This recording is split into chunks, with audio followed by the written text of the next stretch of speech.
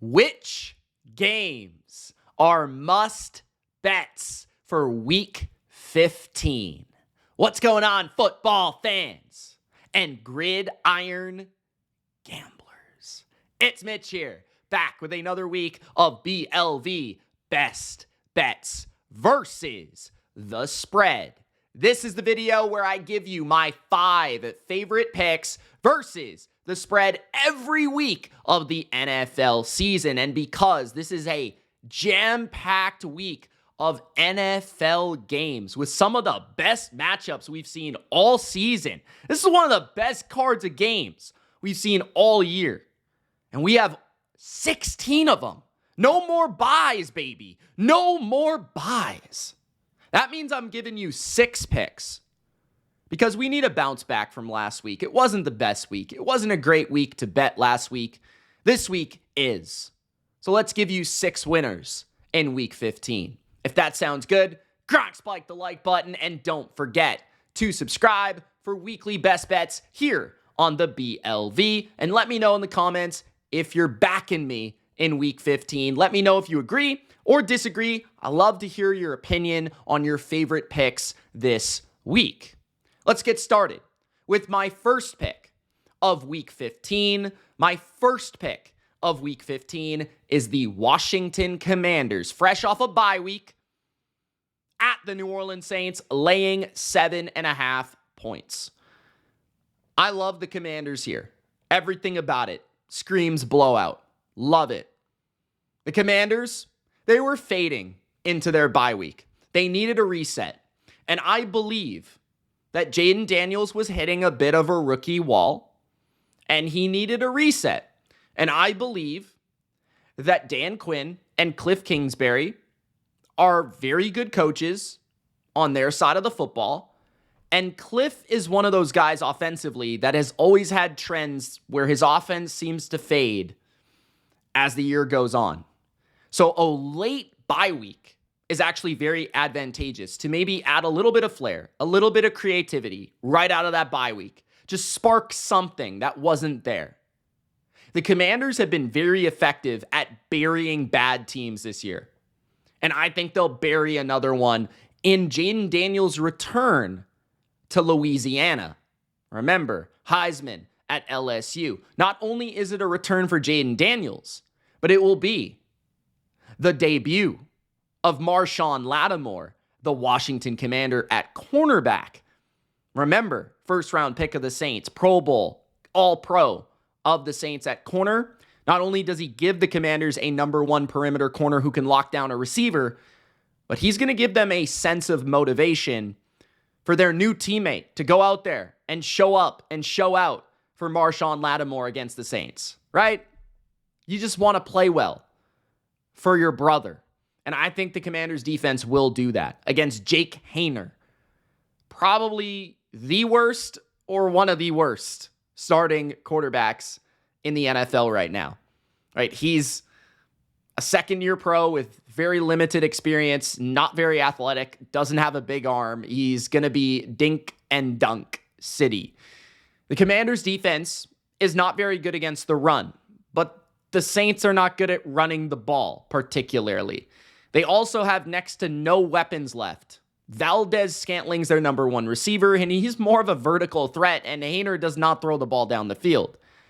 I don't think people realize how big of a loss Derek Carr will be for this team, because he's kind of been masking the offensive line deficiencies and the weapon deficiencies just with his professional play at quarterback. I'm not saying Derek Carr is a Pro Bowler this year, but he's definitely been better than expectation, and he's clicked in Kubiak's system this year. No Olave, no Shaheed, no Taysom Hill. There's not even the Taysom Hill fallback for this backup quarterback situation. So I just don't see how the Saints, Commanders defense, Dan Quinn, a little bit of flavor off the bye week. They're going to add something, right? They're going to fix something. They're going to tweak things, right? Commanders against the pass, pretty solid, especially with Lattimore added. I think they're going to be even better. Their edge rush is pretty underrated. I think the Commanders defense will hold their own. I especially think that will be the case because the Commanders, from a game script perspective, should jump out to a lead. They should be able to run the ball against the Saints, who are the worst team in terms of yards per carry allowed to running backs this year.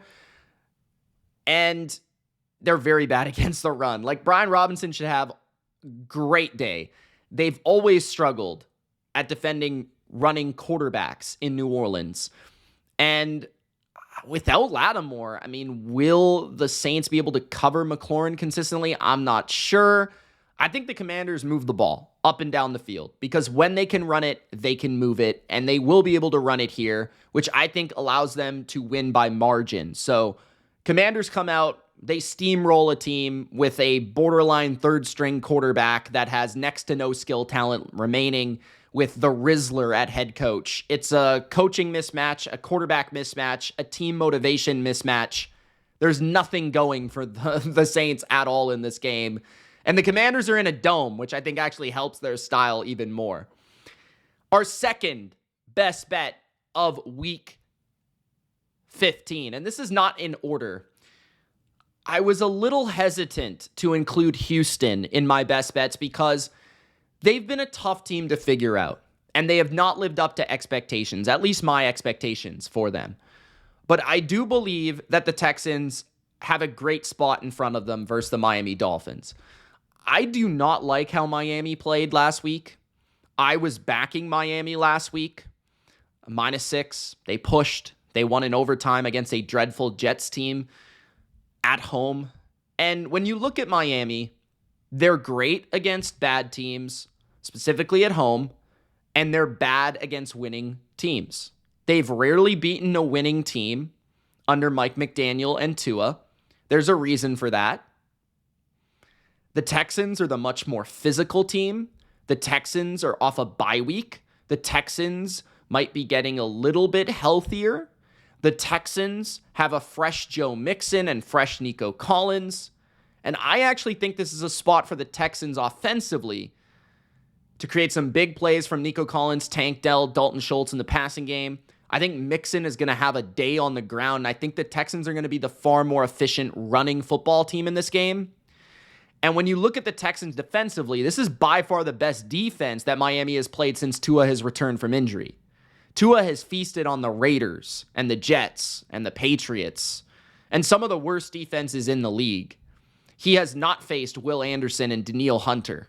He has not faced Derek Stingley. He has not faced D'Amico Ryan's defense, a coordinator that will be very familiar with Mike McDaniel's shenanigans, or Shanahanigans, I should say.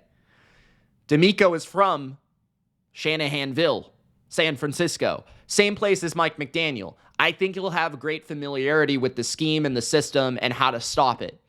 And the Texans, I think, will be able to get pressure on Tua, which will force one or two mistakes, considering Miami is not a good running football team. They just aren't. Devon Achane, this team, they're like 30th in yards per carry. And the Texans, that's been one of their weaknesses, I kind of feel like, is they allow a little bit too much on the ground.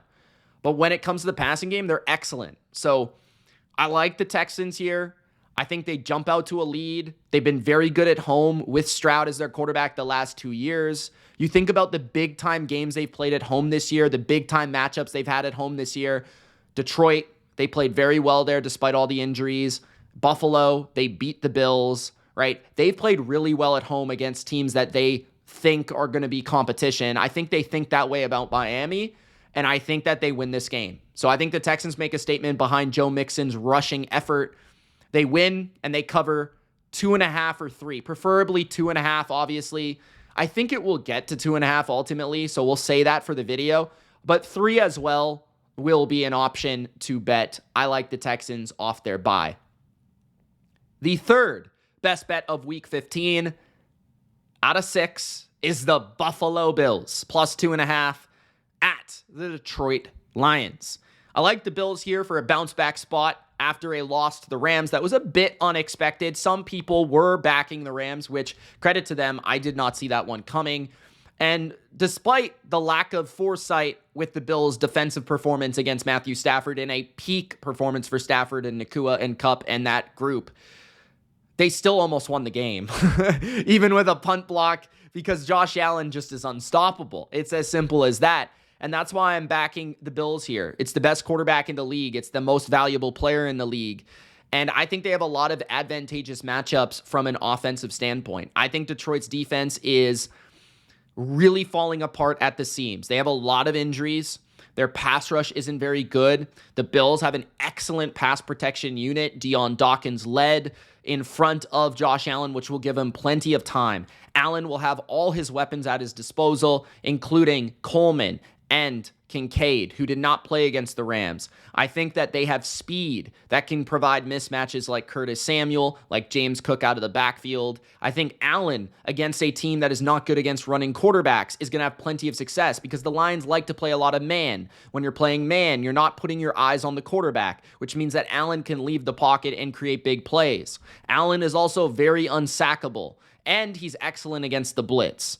He has destroyed man, he's destroyed blitz, and he will destroy a team that can't contain him. So I think he's going to put up 30-plus points in this game, and it will be a matter of McDermott bouncing back defensively, in my opinion. I think the Bills can run it a little bit, especially if McNeil is out. I think they'll definitely be able to throw it, and I think they will be playing with 4 downs in mind, considering the offense on the other side, which is where Allen is nearly impossible to stop because of the quarterback sneaks, the QB powers, and all the other stuff he can bring, plus he's amazing in the red zone. So I think Josh has a huge game here, and I think the Bills will score. On the other side, I think that the Bills have a defensive format that gives the Lions the most issues. The Lions this year have been awesome against man, very much like the Bills. But the Bills play a ton of zone, and they're very good at figuring out what your money plays are on offense, what your concepts are, and clogging the middle and putting the bodies in the areas where you want to throw the ball the most. And Jared Goff has always been a guy that loves to deal the ball within 8 to 15 yards. And I think McDermott will understand that greatly. And I feel like the addition of Matt Milano to the defense is certainly going to help in that regard. So I see Jared Goff as a quarterback that's good, but he is very reliant on those guys getting open and the system to help him out with the play action, right? Stafford just made throws that are out of this world. He made passes that are just unbelievable. I don't think that's really replicatable from a guy like Jared Goff, especially when it comes to off-platform and switching arm angle type throws. And I don't think, as good as Amon-Ra is, that he's Puka Nacua and he could just make these insane plays time after time after time. Now, the Lions should be able to run the ball better than the Rams did on a per-play basis, but I think the passing game is the area where the Bills will be honed in on, and I think they'll be able to slow it down better than people expect because of their ability to play that coverage. So I think that the Bills will win this game. I think the Bills will bounce back, and they'll show us why we believed in them after they beat the Chiefs. So I think this game will be high scoring, a lot of fun, but the Lions got injuries. The Lions are due for a loss. And let's be fair, Josh Allen is not going to lose 2 games in a row. So I'm taking the Bills, and I think they'll win this game. The fourth best bet of week number 15. People are going to laugh. People are going to say, Mitch, you're biased. Mitch, you don't know what you're talking about. Mitch, stop betting on the Patriots. It's embarrassing, okay? The Patriots, +6 at the Arizona Cardinals. I think they're viable. They're a barking dog. I think they can win this game. I think they're going to be close. I think they're going to be competitive. And, you know, over the last few weeks of understanding how great Drake May has become as a young rookie quarterback in this league, we've been often backing the Patriots. And more often than not, we've been right. More often than not. And it's because people don't understand how good Drake May is. Like, Drake May is legitimately a very good quarterback already. I personally believe that. And I think I have a very good eye for the quarterback position. And I love Drake coming into the league. I was higher on him than 99% of individuals, and I think that he has become that right away. And yes, the Patriots are not a very well-coached team, and yes, they're not a very talented team, but the Cardinals are not very talented either. And that's where I think the Patriots can hang in this game. Because, yes, the Cardinals should be able to run the ball. And yes, Kyler Murray is tough to stop with his legs.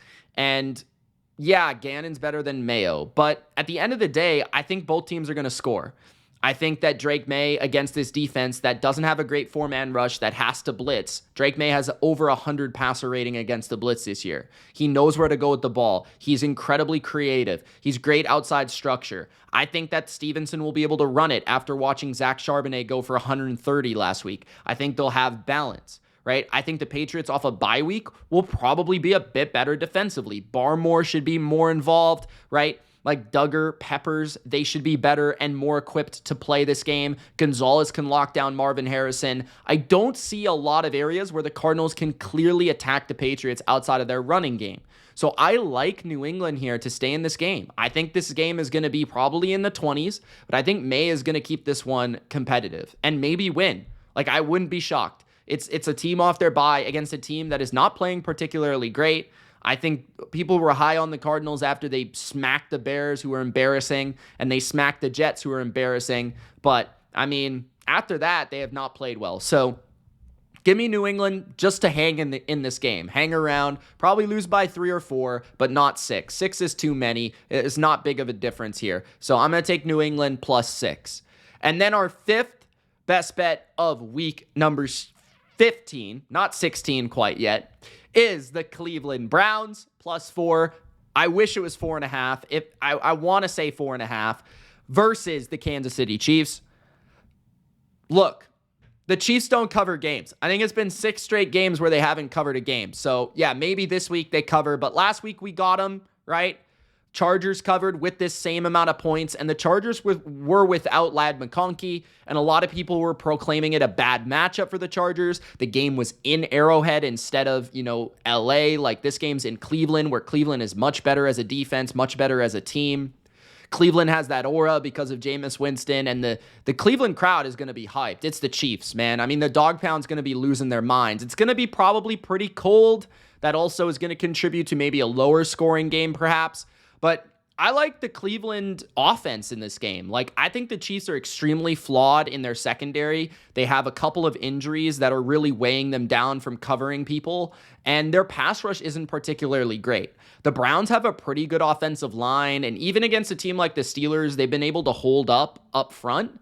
Jameis has been very good and has great rapport with David Njoku and Jerry Jeudy. Guys like Elijah Moore, and now Cedric Tillman's back. So he has his full group of receivers. And I think all these guys can beat man coverage. I think all these guys can win. I think all these guys will make plays. I like this receiving core. I like Jameis. I think they're going to throw for 300 yards. I really do. I don't think the Browns will be able to run it, but with Stefanski, the way he's calling plays, the way that he is setting up in terms of 40 passing attempts a game, that's exactly how you have to approach this Chiefs defense right now, because they're not great at rushing the passer and they're not great at covering you. So I think that Njoku is going to go off if he does play. He has a hamstring tweak. This would definitely change my bet. I definitely feel like he has to probably play for me to really be invested on the Browns. I'd still probably bet the Browns just because of the history of the Chiefs not being able to cover, but Njoku certainly helps because the Chiefs are one of the worst teams against tight ends. He will go off. Then Jerry Jeudy, if he's, okay, let's say getting covered by Trent McDuffie. Elijah Moore should win his matchup against the taller, longer corners of the Chiefs because he's quicker than them. He can separate from them. Or Cedric Tillman can use his size to win. So I feel like they're going to be able to throw it. I feel like play action is going to be a thing for Stefanski here. And I feel like Jameis is going to come to play at home. And sure, maybe he throws a pick. But Mahomes is viable as well to throw an interception. You look at the other side of the ball. I mean, what's the advantage for the Chiefs here? Other than Andy Reid scheming up mesh constantly for them to beat man coverage, like Denzel Ward is going to take Worthy out of the game. And then, D-Hop is probably going to be covered by the big Martin Emerson. I don't mind that matchup so much. Even with Greg Newsome out, I feel like they can still cover these receivers. I think their defensive line, especially Myles Garrett against Humphreys, who's already hurt, by the way, is just going to torch him constantly. They're going to have to chip towards him. They're going to have to double towards him. Maybe Kelsey and Noah Gray contribute to some big plays in this game, perhaps. Maybe the Chiefs get a little bit of a run game, but the Browns looked really stifling in that regard against Pittsburgh last week. I think the Browns defense is solid, man. I like how they play. I like their pass rush in this game. I think they're going to really get after Mahomes. They don't play conservative defense. They play aggressive. That's how you need to play against Mahomes. You can't just let him sit there and throw the ball underneath all day. They're going to force these receivers to beat them. So I think the Browns are very much in this game. I think they might win the game, honestly. Like, if Jameis just doesn't turn it over, which is very hard to say, I think they can win this game. So I like the +4 here. I think that they are also a barking dog as our 5th pick of the week. And our 6th and final bet, and the reason I put it 6th is because it's on Monday Night Football, and I do need to kind of know who exactly the quarterback's going to be for the Raiders. But if it is Desmond Ridder, I'm betting the Falcons. I don't care. Like, Desmond Ridder is awful, okay? And you might say it's a revenge game. There is no such thing. Desmond Ridder is a shitter, okay? He's terrible. He cannot throw the football. He has no accuracy, no touch, no timing, nothing, okay? I don't even need to dive into the rest of the matchup. The only thing I'll say is Desmond Ridder is bad. Antonio Pierce is bad. And if the Falcons cannot win this game with their season on the line and Kirk Cousins' legacy in Atlanta on the line, they do not deserve anything. Okay, this is the game. And when I look at Atlanta, on a serious note, a lot of people are ripping them apart right now, but you really look at who they've played. Minnesota, better team than Atlanta. It's not even close, right? The Chargers beat them, but the Falcons could have won that game. Let's be realistic, right? Like, Kirk Cousins playing absolutely horrific against a good defense, which the Raiders are not, was the reason why the Falcons lost, okay? So they lost to the Chargers, okay? That's fine. Like, the Chargers are probably better than them, right? But they could have won that game. They beat Tampa twice. Like, you look at their schedule lately, and they've only lost to good teams. They got killed by the Broncos, but Broncos are better than them too. So now they step down in competition. They play the Raiders. And when you look at when they've played bad teams, they've generally won, okay? So I like the Falcons here to win. I like the Falcons to cover. I think that their season's on the line, and they recognize that, and they beat Desmond Ridder because he sucks. So those are my best bets for week number 15, guys. I hope you enjoyed 6 picks this week. Gronk, spike the like button. Don't forget to subscribe, and we'll see you in the next video. Peace.